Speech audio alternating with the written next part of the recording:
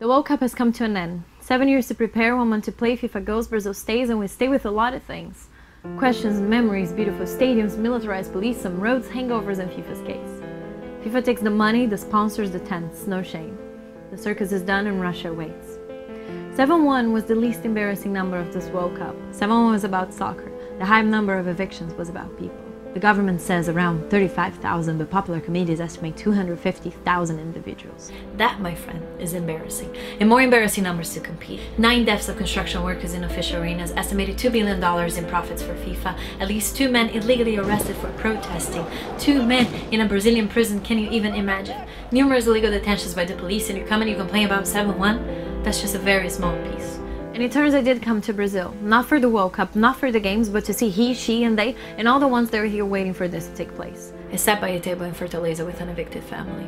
In their tiny living room, we took turns for the few chairs. They insisted on giving me food. They made me 10 different juices, and they told me about how little they had left. And I met Brazil's next big soccer player. A 10-year-old in the depths of a real favela. He told me about his dreams, his family offered me more food, and all I could think was, is he ever going to be able to hear the anthem in the stadium a cappella? And what if he doesn't?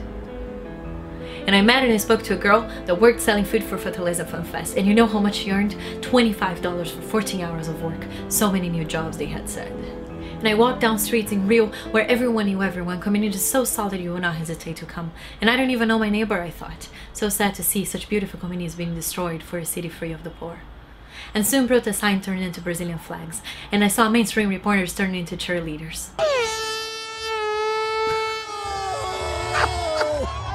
In the opening game, I saw more than 35 people injured by police force in the protests in São Paulo.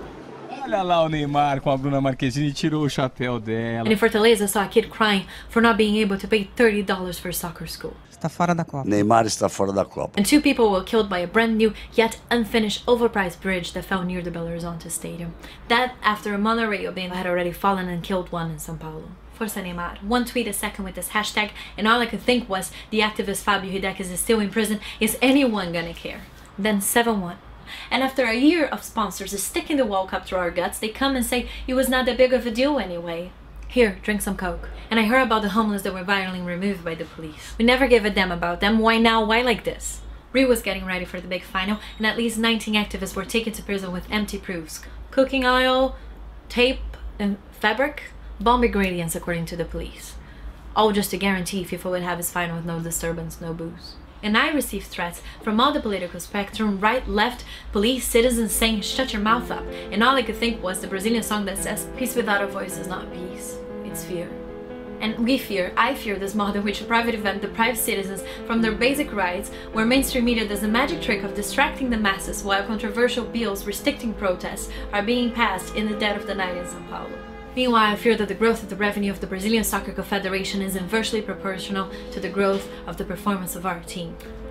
Whatever had to be stolen was already stolen, and that was said by Joana Avelange, who is the director of the local organizing committee, granddaughter of João Avelange, daughter of Ricardo Teixeira, the former president of the Brazilian Confederation. And then to worsen the case, some of the Brazilians that sang the anthem all a cappella, hands to the chest, left the stadium mid-match, cursing its players, burning flags and turning against the cup they have been watching so passionately.